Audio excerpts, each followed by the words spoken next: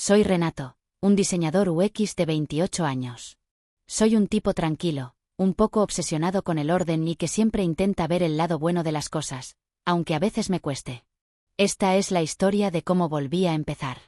La casa olía a canela, mantequilla y a algo antiguo, como si la memoria tuviera un aroma. Llevaba en la cocina desde el amanecer, picando cebollas con las manos frías y pelando manzanas una tras otra. El pavó estaba en el horno a las 10. Para el mediodía, el relleno se enfriaba en la encimera y el pastel de manzana reposaba en el alféizar de la ventana, como solía hacer la abuela cuando la casa aún se sentía llena. Era Navidad y, una vez más, intentaba que se sintiera como antes. Trabajo en una empresa en Medellín llamada Orquídea Azul. Hace 3 años que regresé a mi pueblo, Río Negro. Me mudé para cuidar de mi mamá, Filomena, cuando estaba a punto de perder la casa. Se suponía que sería temporal. Es curioso cómo lo temporal se vuelve invisible cuando vives con alguien que se olvida que tú pagas las cuentas. Mamá Filomena tiene 60 y tantos años. No trabaja desde que la fábrica de textiles cerró en 2019, y tampoco me ha dado las gracias desde entonces. Aún así, cociné, limpié y decoré la mesa con los viejos manteles rojos y el nacimiento de cerámica que siempre poníamos, aunque al niño Jesús le falta un brazo. Quería que se sintiera como Navidad. No porque creyera en milagros, sino porque creía en intentarlo. Mi hermana Felisa llegó 1 hora tarde, con el pelo mojado y sin disculparse. Tiene 24 años y también vive aquí. Más o menos. Va y viene. Mamá apareció alrededor de las 4, vestida con su suéter café con botones dorados, el celular en la mano, mirando la vida de alguien más. Nadie dijo mucho mientras comíamos. El único sonido era el del tenedor raspando el plato y el ocasional tintineo del hielo contra el vaso. Serví el vino. Ofrecí más comida. Encendí las velas. Seguía esperando el momento en que algo se sintiera cálido, como familia. Y entonces, justo cuando cortaba el pavó, con la mano aún sobre el cuchillo, mi madre levantó la vista y dijo: «Renato, tienes que mudarte». Lo dijo como si comentara el clima, como si no fuera Navidad, como si no hubiera estado cocinando, limpiando y pagando la hipoteca. No respondí de inmediato. Creo que parpadeé 2 veces. Felisa me miró de reojo, con el tenedor a medio camino. Y por un segundo, pensé que tal vez había entendido mal. Pero no, mi madre no repitió sus palabras. No era necesario. Simplemente volvió a mirar su plato, tomó otro bocado y siguió masticando. Como si eso fuera todo. Y tal vez lo era. Pero aquí está la parte que todavía no entiendo, incluso ahora. ¿Por qué decirlo en ese momento? ¿Por qué decirlo de esa manera? ¿Qué había hecho yo para que mi presencia fuera menos bienvenida que el silencio? No dije nada. En cambio, dejé mi tenedor lentamente, como cuando algo dentro de ti deja de moverse, pero aún no estás seguro de qué. Miré la mesa que había preparado, el pavó que había asado, el pastel enfriándose detrás de nosotros. Los individuales bordados que hizo mi abuela. Todo se sentía repentinamente fuera de lugar, como decoraciones para una fiesta a la que ya no estaba invitado. Mamá no volvió a levantar la vista. Masticó. Tomó su vino. Golpeteó su pulgar contra el celular, iluminándolo para revisar un mensaje que no podía ser más importante que lo que acababa de hacer. Felisa Caraspeo. En voz baja. Siempre odió estar en medio. Comenzó, luego se rindió y volvió a cortar su comida. Finalmente hablé, con la voz baja pero firme. «¿En serio?», dije. «¿Necesitas que me mude?». Ella asintió, casi como si no hubiera escuchado el filo en mi voz. Luego se encogió de hombros y dijo: «Es hora de que recupere mi espacio». Su espacio. La casa que yo salvé. El hogar que pagué cada mes, cada cuenta, cada compra, cada cambio de aceite, filtro de aire y reparación de la bomba de agua. El espacio que ella no había podido conservar cuando regresé. Hace 3 años, ella estaba al borde del abismo, con las facturas sin abrir sobre la mesa de la cocina, el calentador de agua goteando y la luz cortada 2 veces. Volví a casa pensando que podía ayudar, y lo hice, silenciosamente, por completo. Nunca le pedí que dividiera la hipoteca, nunca le pedí que me diera las gracias, nunca siquiera la corregí cuando le decía a los vecinos que ella me estaba ayudando a mí a salir adelante. Pero ahora, ¿qué? Quería recuperar el espacio. Como si yo fuera un estorbo del que se había estado queriendo deshacer. La miré, Realmente la miré. Su pelo estaba más corto de lo habitual, su lápiz labial demasiado oscuro. Sus ojos nunca se encontraron con los míos. No era ira lo que sentía. Todavía no. Era algo más frío. Reconocimiento. No estaba diciendo esto de la nada. Lo había estado pensando, masticando, tal vez incluso ensayando. Y el hecho de que eligiera este momento, la cena de Navidad, cuando yo había hecho todo lo posible para que la casa se sintiera cálida otra vez, decía más de lo que creo que ella pretendía. No le importaba cómo caería. Solo quería decirlo. Así que asentí. No protesté, no lloré, no pregunté cuándo, por qué o qué tan pronto. Simplemente doblé mi servilleta, la coloqué sobre el plato y me levanté. Detrás de mí, las velas parpadearon un poco. Nadie se acercó. Nadie me siguió. Caminé a mi habitación y cerré la puerta, pero no podía dejar de oírlo. Su voz, plana, definitiva. Tienes que mudarte.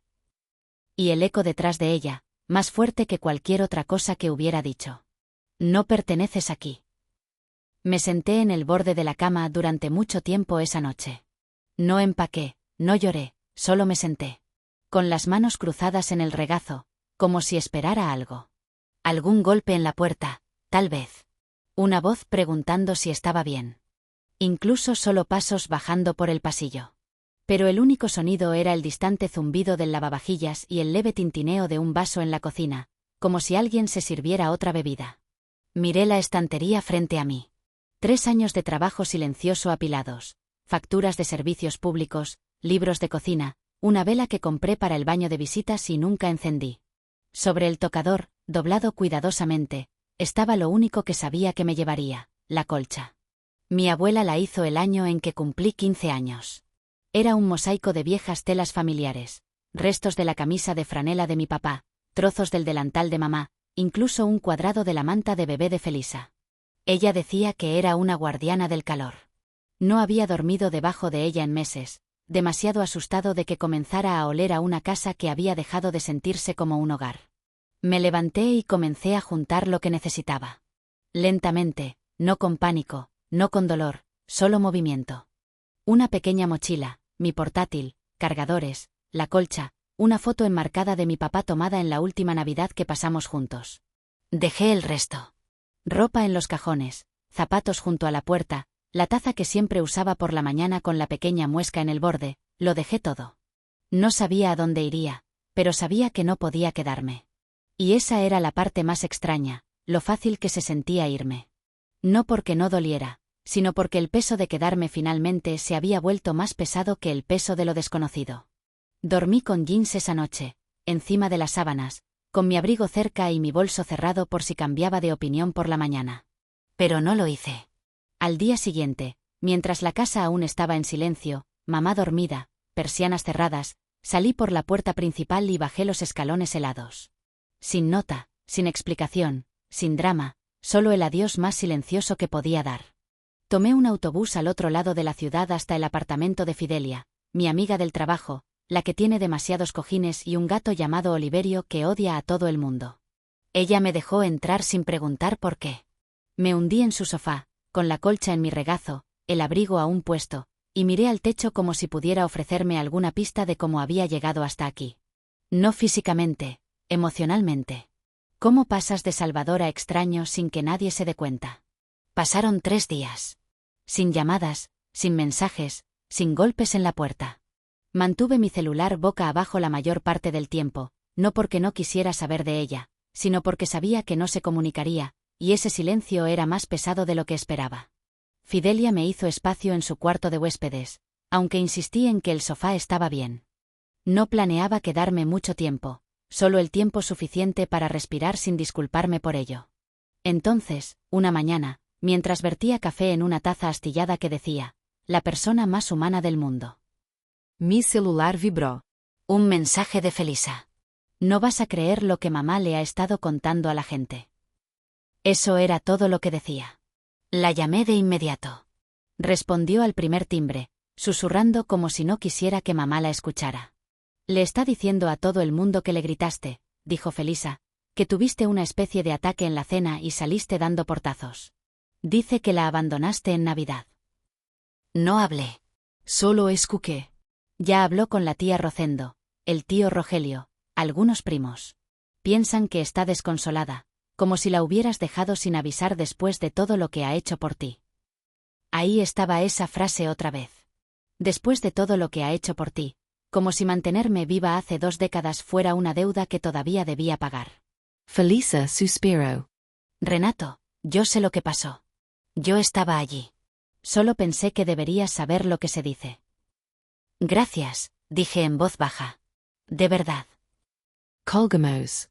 Me quedé parado en la cocina de Fidelia durante mucho tiempo, con la taza enfriándose en mis manos.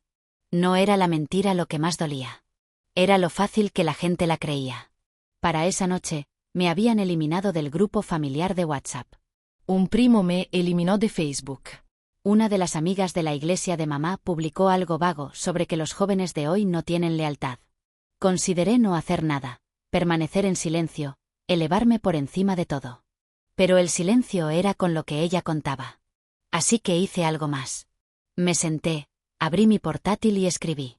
No una diatriba, no una pieza de venganza, solo la verdad. Regresé hace 3 años para ayudar a mi mamá a conservar la casa. Pagué las facturas, la hipoteca e hice lo que pude para que las cosas volvieran a ser estables. En Navidad, preparé la cena. Puse la mesa. Encendí las velas y, después de servir el pavó, me miró y me dijo que era hora de que me mudara. No grité. No cerré nada de golpe. Simplemente me fui porque estaba claro que ya no era bienvenido. No publico esto para dar lástima. Publico esto porque la versión de mí que está compartiendo no es real. Prisión publicar. Luego cerré el portátil y me alejé. No revisé los comentarios. No actualicé la pantalla.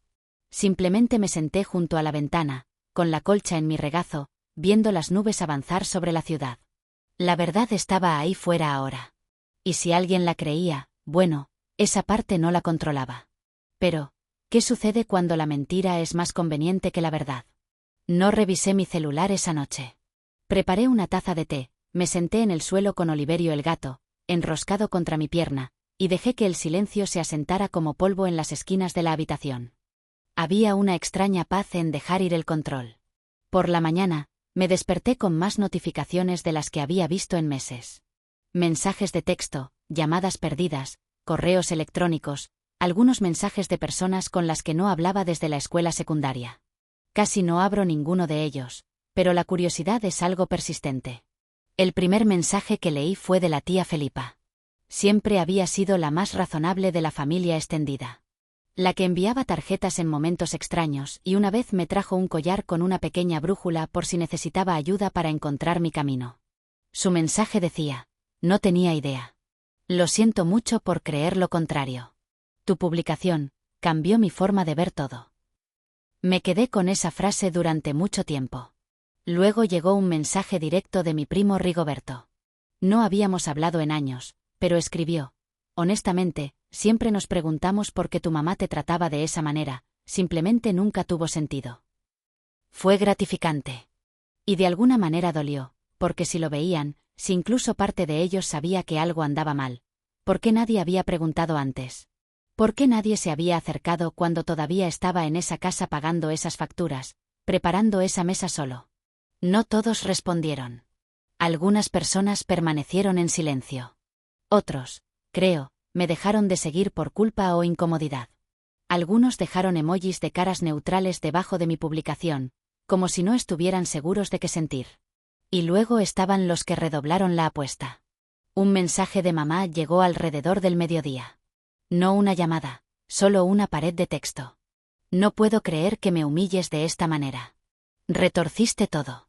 Siempre eres la víctima, Renato. Siempre lo has sido. Sin disculpas, sin reconocimiento, solo el control reafirmándose. No respondí. Ni siquiera hice una captura de pantalla para tener pruebas. Simplemente me quedé mirando sus palabras hasta que la pantalla se atenuó, luego volví a poner el celular boca abajo. Eso era lo que nadie te cuenta sobre finalmente decir la verdad. Incluso cuando la gente te cree, el daño ya está hecho. No recuperas la vieja versión de tu vida. No recuperas la foto familiar en la pared del pasillo. Simplemente aprendes a vivir sin ella, y lentamente, comienzas a decidir qué colgar en su lugar. Sucedió un jueves. Llovizna gris, ese tipo de frío que se mete en las mangas sin importar lo bien que te abrigues con el abrigo. Acababa de regresar del supermercado, con una bolsa de filtros de café Águila Roja y una barra de pan que no necesitaba pero que quería. Estaba a mitad de camino de las escaleras del apartamento de Fidelia cuando la vi. Mi madre, parada en el rellano superior, sosteniendo un pastel en una caja de panadería de plástico, del tipo con los bordes rizados y el código de barras todavía pegado en la parte inferior. De manzana, por supuesto, sonrió, como si nos encontráramos en la oficina de correos. «Hola, Renato», dijo, como si hubieran pasado días, no semanas. No me moví, simplemente me quedé quieto, con la lluvia en el pelo, la bolsa en una mano, la llave en la otra. Se veía más pequeña de lo que recordaba. O tal vez la estaba viendo claramente por primera vez. «Traje pastel», dijo, levantándolo un poco, para explicarlo todo. Caminé los últimos escalones, abrí la puerta, pero no la abrí por completo. Simplemente salí y me quedé parado en el pasillo. Ella no pidió entrar. En cambio, comenzó a hablar. «Te extraño», dijo. «Las cosas no han sido lo mismo sin ti. Tal vez podríamos cenar alguna vez. Hablar las cosas». La miré, realmente la miré. Sin lágrimas, sin disculpas, solo una madre tratando de reiniciar el juego sin reconocer el último movimiento. Así que pregunté, tan simple como pude. «¿Estás aquí para disculparte?» Ella parpadeó. Luego, dijo, como si fuera lo más razonable del mundo. «No creo que deba hacerlo. Creo que ambos cometimos errores». Esa fue su respuesta. Su versión de la paz. Su necesidad de mantener la historia mutua, equitativa, segura. Asentí una vez, no en señal de acuerdo, sino de comprensión. «Que te vaya bien», dije. Luego volví a entrar y cerré la puerta. No la cerré de golpe. No levante la voz. Simplemente la cerré porque no quedaba nada más que decir. Y más que eso, ya no estaba enojado. Simplemente había terminado. La vida no cambió de la noche a la mañana, pero cambió poco a poco. Encontré un pequeño estudio unas semanas después de que la puerta se cerrara, justo afuera de la ciudad, escondido encima de una librería que siempre olía a papel y hierbabuena. El espacio era viejo pero limpio. Pisos de madera, una ventana torcida que capturaba el sol de la tarde, paredes que no hacían eco de la decepción de otra persona. Compré un sofá de segunda mano a una mujer llamada Rosendo, que insistió en darme una manta solo porque sí. Coloqué una pequeña mesa junto a la ventana, planté una orquídea en un viejo tazón de cerámica y la dejé tomarse su tiempo para encontrar la luz. Bebí mi café lentamente, sin audífonos, sin susurros a través de la pared. Y por primera vez en años, no sentí que tenía que explicar por qué estaba cansado, callado o no de humor para hablar. El silencio ya no se sentía como un castigo. Se sentía como paz. Fidelia me ayudó a mudar. Oliverio el gato vino una vez, siseó al zócalo y se fue. Eso también se sintió bien. Entonces, una tarde, mi celular vibró. Felisa. Me preguntó si tenía tiempo para tomar un café. Nos reunimos en una pequeña cafetería del centro, del tipo con menús en pizarrones y sillas diferentes. Se veía cansada, mayor de alguna manera, no en años, sino en peso. Después de una pequeña charla, finalmente dijo, «Las cosas empeoraron después de que te fuiste». No pedí detalles. Ella los dio de todos modos. La hipoteca se estaba retrasando. La luz se había cortado una vez. Mamá culpó a la compañía eléctrica, culpó a la economía, me culpó a mí. «Se está hundiendo», dijo Felisa. «Pero supongo que ya lo sabías». Asentí. Luego me miró directamente. «Hiciste lo correcto al irte», dijo. «Deberías haberlo hecho antes». No sabía cuánto necesitaba escuchar eso hasta que lo hice. Nos quedamos en silencio por un rato, compartimos una tarta de limón, hablamos de nada. Antes de irnos, agregó, «Estoy pensando en irme también. Solo necesito averiguar cómo». Tomé su mano y la apreté suavemente. «No puedo pagar tu camino», dije, «pero no dejaré que te ahogues». Y por primera vez en mucho tiempo, salimos de un lugar lado a lado. Han pasado algunos meses ahora. La orquídea sigue creciendo. La colcha permanece doblada al pie de la cama, sus esquinas suaves por años de uso. No la he lavado desde que me fui. No creo que lo haga. Todavía huele a algo que no puedo nombrar, pero quiero conservar. Veo a Felisa a veces. No hablamos mucho de casa, pero hablamos. Me envía fotos de apartamentos en los que está pensando. Cocinas pequeñas, paredes de ladrillo. Uno tenía cortinas amarillas y una vista de nada más que eso. Ella sonrió cuando me lo mostró. Eso fue suficiente. Volví a hornear. No a menudo, solo cuando se siente bien. Pastel de manzana una vez. No para nadie, solo para ver si recordaba cómo hacerlo. Se quemó un poco por los bordes. Todavía sabía a algo que valía la pena conservar.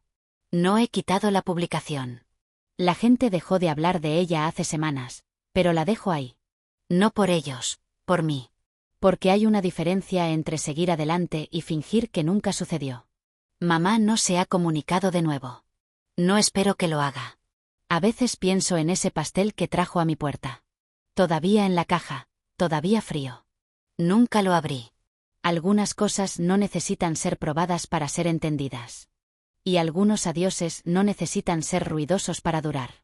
Ella no me enseñó a quedarme. Me enseñó a irme con gracia.